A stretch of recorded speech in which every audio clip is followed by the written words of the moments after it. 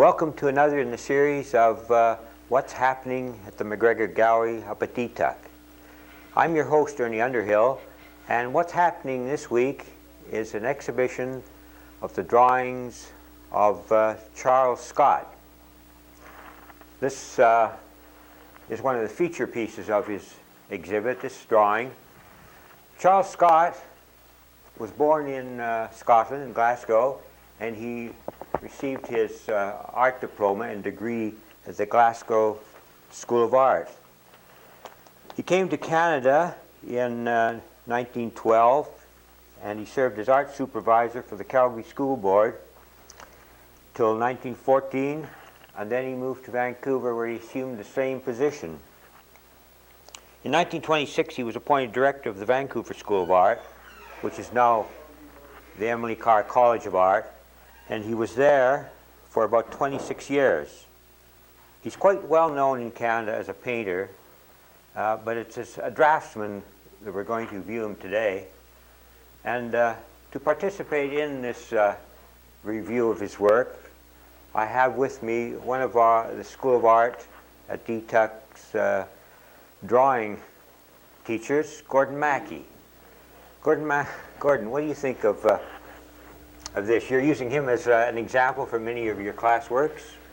Yeah, it's. I found it rather refreshing, actually, the show. But probably more appropriate is the fact that they've chosen a couple of fellows that remember this period to review it. So, from my standpoint, I'm quite enjoying the drawing themselves and just probably reminiscing more than anything else.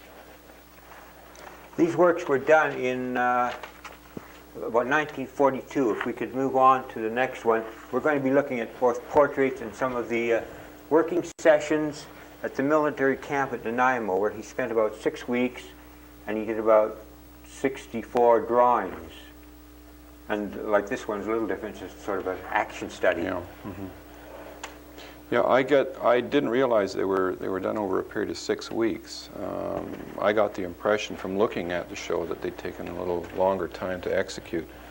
But the thing that strikes me about this particular collection is the fact that the drawings themselves depict a period, if you want, that is an everyday army camp sort of an experience, rather than the violence that's generally associated with war. And as I say, I find this rather refreshing to look at simply from the standpoint of drawings themselves. I can admire the drawings and without becoming embroiled, if you want, in the conflict that was going on in Europe and Japan, of course, at the time when these drawings were taken. Or I should say the South Pacific. And of course, I think while this doesn't really relate to war art in a sense, I think that it does have some bearing on the fact that there were a number of Canadian artists well-known Canadian artists who were actively involved in the various theaters of war, who made significant contributions to our war museum, our art museum, if you want. So these, to me at any rate, are drawings done for fun, is what I get from them. The man enjoyed doing them. He did them because he wanted to, and it probably more for practice than anything else. And they convey that feeling. They're delightful in a lot of respects, and yet they do depict that period of time that was essentially violent. That's an interesting point to make, Gordon, if we can move on to the next one, because it was the war years, and a lot of Canadian artists were doing their thing overseas, and this was his contribution to the war effort. He was what, about 56 at the time, yeah. And he did these series of studies, and the fact that there isn't that kind of violent action probably has something to do with the character of the man, the kind of intimacy and the kind of friendly quality one sees in his work. They depict, an everyday camp existence, bakers, cooks. I was particularly interested in one that has depicts the dentist. My father was involved in medical corps, dental corps, and so this interested me. It's sort of behind-the-scenes action, and aside from the fact that they do depict that, they are oh, how can I put it? In art, especially nowadays, there's a lot of theorizing. We intellectualize a lot, and this is fine. This is the way it should be. But these drawings in particular are taken, the subject matter is taken as it exists, and you can enjoy them just for the sheer enjoyment of looking at the line, the textures, and the tones, and the basic drawings and forms. I think that's the strong part of these. Yeah, you mentioned another quality other than the aesthetic and what you and I are looking at, probably the artistic value, the fact that these are almost documentary. Well, there's a lot of our viewers who are involved probably in this war thing, and this creates a lot of kinds of images of how they remember it. Yeah, I think that there is a fascination. I think most people are fascinated by the trappings, if you want, of war. You know, the mechanics, the machines, the uniforms, and all of the things that relate to that. I was in my early teens when all this took place, and like so many others, we were surrounded by uniforms, by friends who were in the forces, by family who were directly involved, and so it has a nostalgic quality to it. That's what I see in this, and I think for those people who did live through that particular period, they would probably enjoy looking at this kind of a thing and remembering. I'm not trying to downgrade the contribution. I think they're excellent drawings, but the thing that I derive from watching, or looking, I should say, is that they're peaceful. Outside of the fact that the portraits, the odd one wears a steel helmet, you wouldn't really appreciate the fact that they were Army personnel.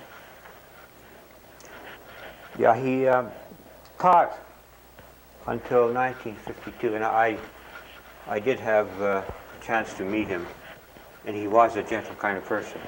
Now, these are the kind of drawings you might expect from. This is kind of a classical portrait here, and probably typifies his draftsman-like quality. Like, he's primarily a painter, and so these are almost like working drawings for his paintings. Yeah. Mm-hmm. This one in particular, it's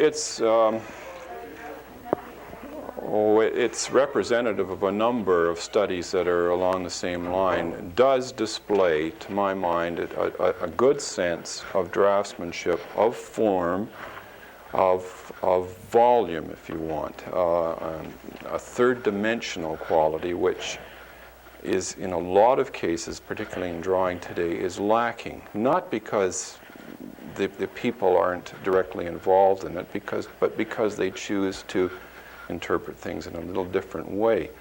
So I can, as an instructor, I can bring people down here and say, now that's how you draw the eyes.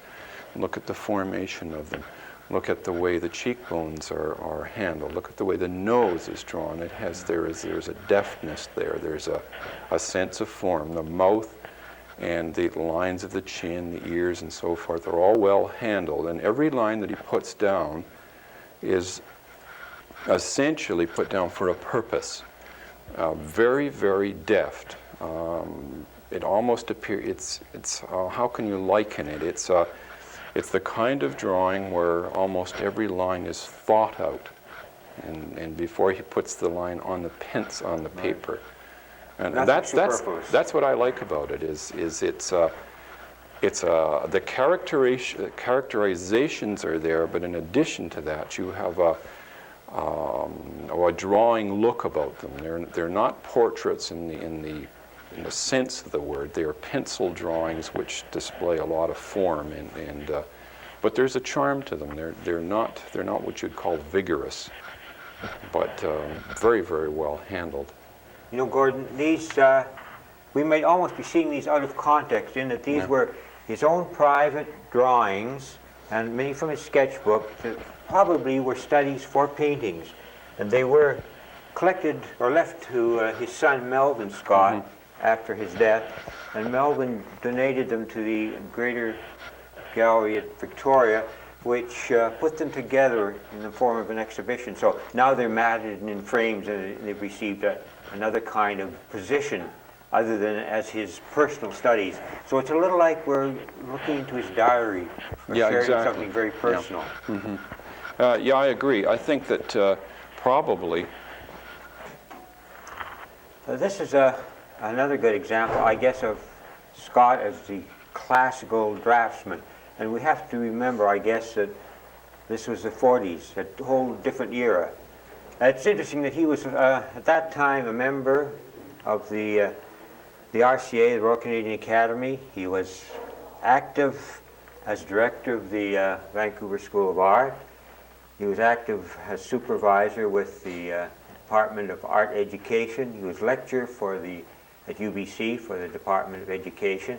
And he was one of the prime movers of a lot of new art associations that were springing up in the Lower Mainland. And so he was really very active on the cultural scene in Vancouver.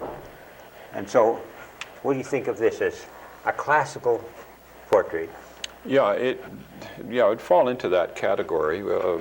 Remove the Air Force cap, and you've got the traditional rendering style. This is what I guess you could call it a crosshatch type of rendering, where the first line is what you call follow the form, and the second line is placed at right angles to it, and so the form is gradually developed that way. But you'll also note the way the lighter portions, if you can see them on the screen, you can see the lighter portions of the drawing through here, and here.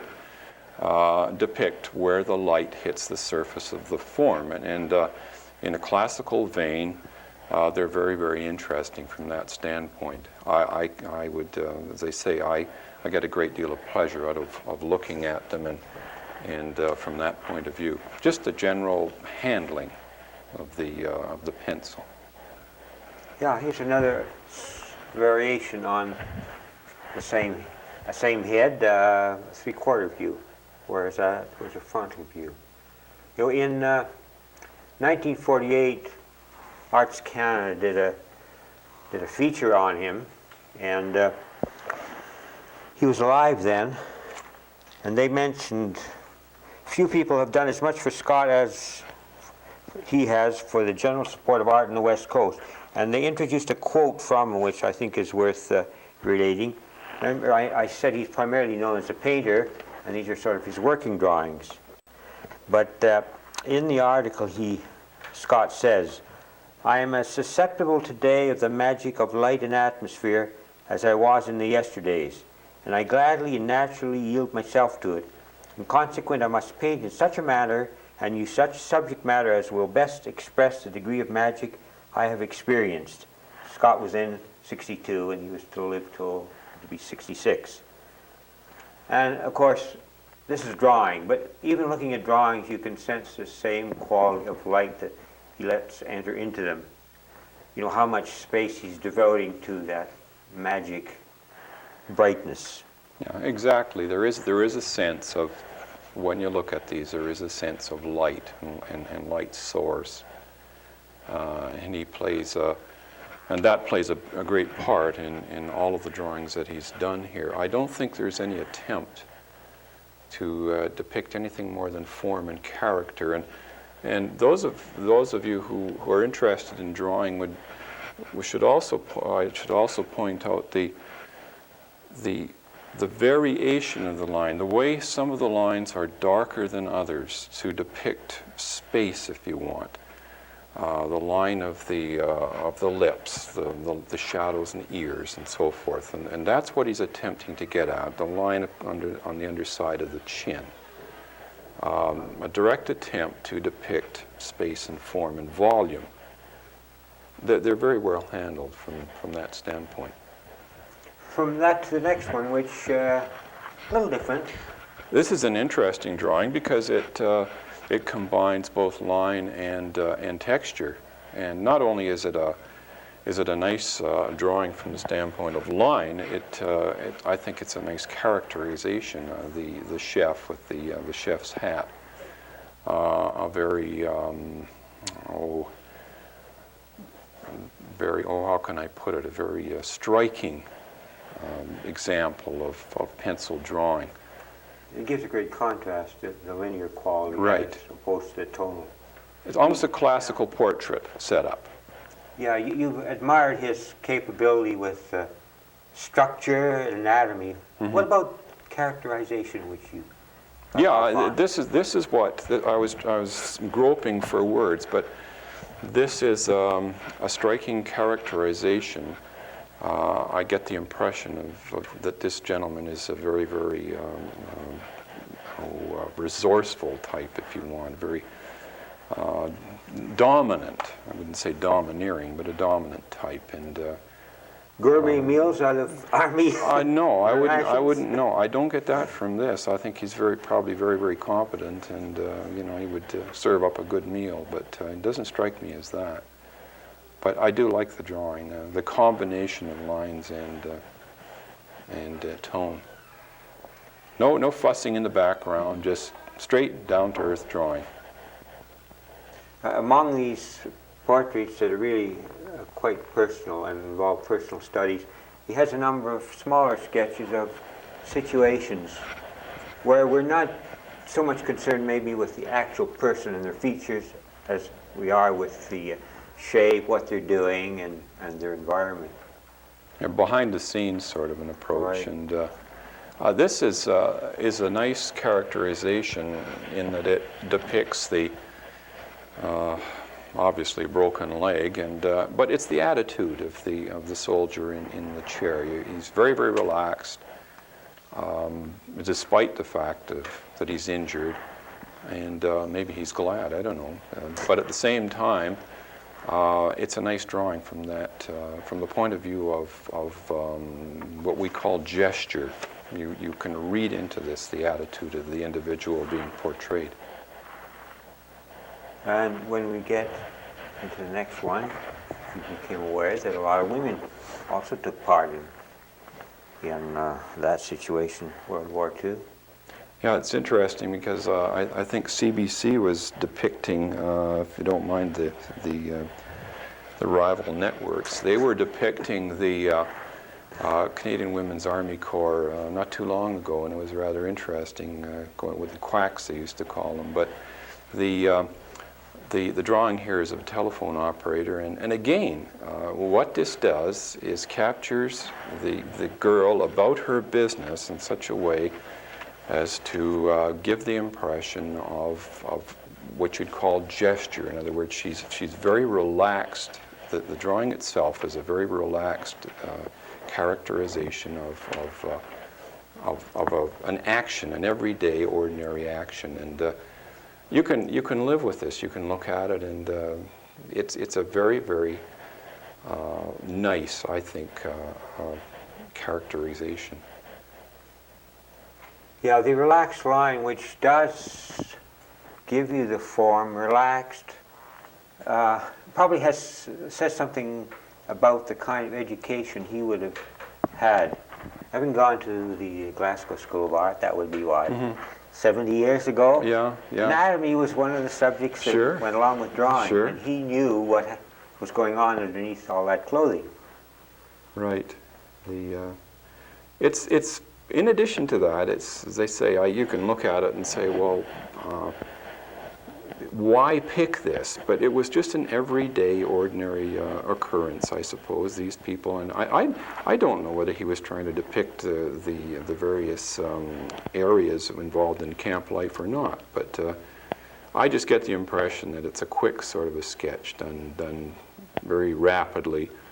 And he certainly captured the attitude of the girl in question. It's a nice drawing. And speaking of quick sketch, this next one, very quick, an impression of a lot of people. Yeah, these are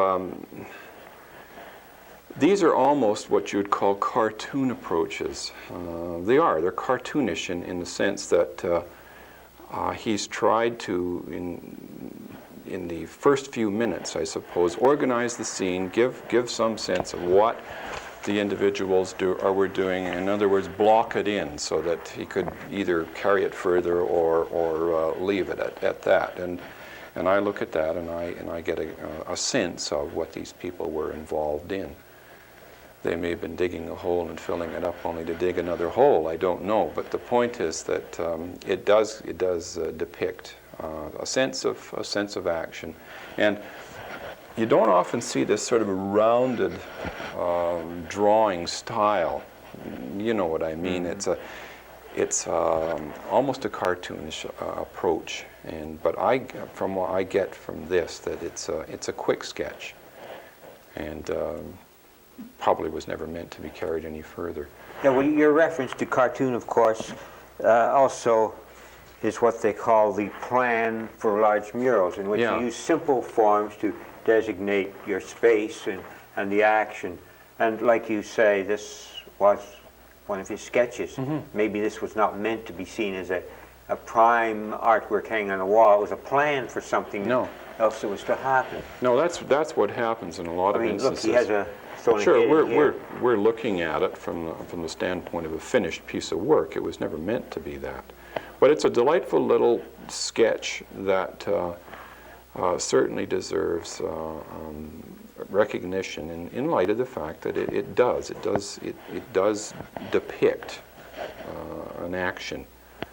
Sometimes these are far more, to my mind at any rate, far more revealing than our photographs that depict the whole of the action. But then, as I say, I like the drawing. How do you feel about them as expressing a date or time? For example, as a draftsman today, many of the things he's doing may not be in vogue. The whole temperature, the climate is different. Okay, this is too different from the simplification of the last one. So, a lot of these don't have titles, but this one, the pause that refreshes, I could never be sure whether he's sitting on the john with a Coke or what. What do you make of this, Gordon? I didn't think of it that way, but I get the impression he's sitting on a chair, but you can read into it what you want. I enjoy it because it always harkens back to a day when poster design and or characterization was handled in such a way that they made a lot of use of these curved lines. It's the traditional approach to simplification. We leave out the unnecessary material and break everything down into a strong line, and that's what we used to be taught. And when I look at this, I say to myself, oh, for heaven's sake, that's how it was supposed to look. They're interesting studies. This next one, it brings to mind something you mentioned about digging a trench and then filling it in. Would you like to enlighten us on that? Well, it's called a one-man trench from the caption. I don't know what the gentleman's doing, but I just made the remark because, the old Army joke where they used to dig holes and then fill them in and then dig another hole and fill them in just to keep people busy.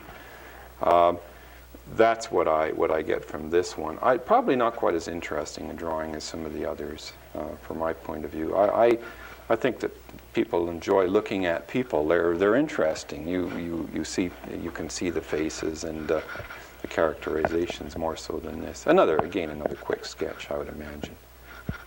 So it would certainly be a nostalgia trip for a great many people. What Scott probably is doing here. Yeah, it's not really that clear. And then we get back to his very serious work again. This is titled Major General Potts, carbon pencil study. Pretty classical.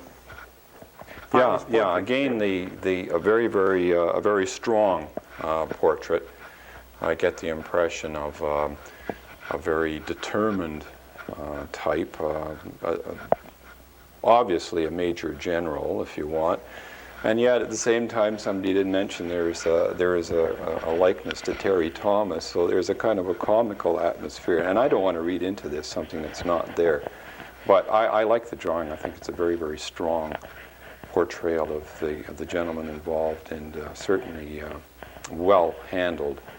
Note this probably more so than a lot of the others has a very, very strong sense of form, and there's a nice play of light from one side of the face to the other, and that is the way the light falls on the surfaces and then bounces back off other surfaces and so forth. So from the standpoint of a drawing, it's very, very well done. How about the features, the anatomy, and the rendering of it so that it looks three-dimensional? Yeah, that's it. Yeah. It does. You get a sense of dimension when you look at this kind of a drawing. And it's very, very typical of the type of drawing that was done prior to the days when cameras were used as extensively as they are. And this, you could almost take this now and depict that individual from this drawing. They were that carefully rendered. As I say, I get a distinct sense of form from it. You did quite a few portraits painted. Yeah, I imagine. I get the impression that he enjoyed doing them. I don't know whether this was a commission or what, but I imagine he got the Major General to sit down and he did a quick sketch for him. I would probably maybe, 20 minutes, 30 minutes, would you say? Yeah, somewhere fast. Yeah. Pretty apt at it. It's interesting what he's doing here. It seems to, like, it doesn't really matter what the subject is as long as I have something to draw. It's like you were saying, he doesn't seem to have an axe to grind. He's not a political activist in his rendition. He's just doing whatever's in front of him. He's doing what he enjoys doing, and that's obvious. Because I don't imagine, these weren't commissions. There were a number of people in the forces who did drawings, and they handed them back to the individuals concerned. He didn't do that. Because the next one, it's good contrast with that, which is so equipment. detailed. Here we have simplicity. It's titled The Untitled. It's a helmet and other army paraphernalia as still life. Still life, exactly. You Your shadow. Okay. This one, we probably have to get in close to the camera. It's a small head, but it's quite a detailed study of the head for the size. The title is Private Joe Pace, Sault Ste. Marie and Sudbury, in carbon pencil. Note in a great many of these, Scott seems to be looking up at the sitter. We always seem to be looking from under their chin and up at their eyes. It's almost like he's put them on a pedestal. Right. And he's sitting on the ground somewhere working. That particular position is difficult to do anyway, because the underside of the line of the jaw, the underside of the nose are not particularly appealing. They're not terribly glamorous. I like this drawing because of the distribution of the light and the shade. You'll note that the nose is dark on both sides of the nose. The cheek areas are lighter. It's a little unusual play of light, and it borders on a caricature almost, more so than the others. Let's go over to the other wall, Gordon, where there are a few other hits that he's done. Okay, this group of portraits, they have some of the quality of people who are sitting for a photographer. They're all pretty stern, tight-mouthed, like one's posing. I'm going to get my picture done. This is serious business. So they don't look like they're talking or they're acting natural. They're very serious. And they do have a kind of stern, probably a military quality to them. Maybe that's in keeping with the fact that this is the brigade administration officer, and of course he would probably have to be a very, very stern individual. I don't know whether a lot of these, I don't imagine these are career officers. It may be the uniform that gives them that appearance. But again, a very, very strong sense of form in the drawing throughout. Nicely handled. Yeah, and this next one again, also the same. Is this what they used to refer to as being clean-shaven? With so many beards around today, one's not sure what is meant by that term. Yeah, the The haircuts too are pretty traditional in that sense. This one here is a little different. He's got a profile study in that, and possibly a little different from the others. But again, handled very, very well. The ear and the way the eye fits in the socket, notice that. I mean, these are probably immaterial, but they are important from the standpoint of draftsmanship. Right. And then this next one, it shows again a number of quick studies, group scenes, and it's like a page from one sketchbook in that there are groups all over. I think there's 4 major groups here. Mm-hmm. These are sketchbook studies, and they have like maneuvers, I gather. The fellows have got packs on their backs and so forth. You don't see too many uniform types here, but they... working fatigues. Yeah. And this last one of his series, Lieutenant W.W. Gimmel. Again, it's a 3/4 view, which I guess is a traditional portrait view. Yeah, we've come, I think we haven't come full circle from that point. I think that the professional photographer still favors that three-dimensional form. But I would imagine whenever you want to depict dimension, you have to show the other side. So that's one of the reasons why he's doing it. It's a nice portrait.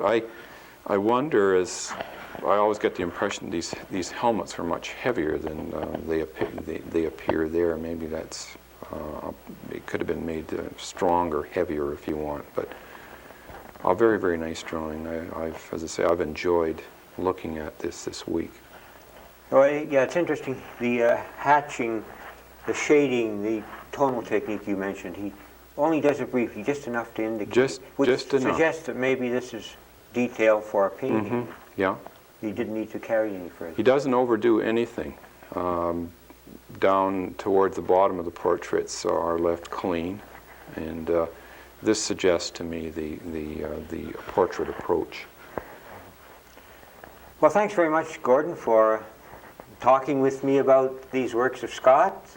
It's really been great to have some of his work here. Knowing him as a painter for some time, I've never really seen his drawings, and drawings kind of reveals a lot about a person.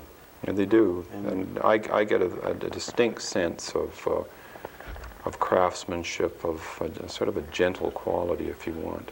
As I say, it's been my pleasure to enjoy it, to look at these. I've certainly enjoyed it. Thanks for bringing them in. This exhibition's on till the end of the week. Next week we'll be featuring an exhibition from the Canadian museums called Canadian Nature Art.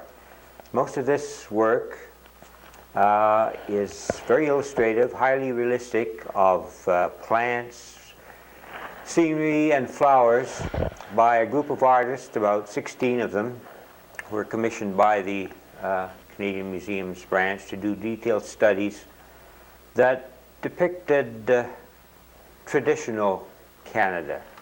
And so there's about 35 works in the group, which should be quite intriguing to look at. Thank you very much.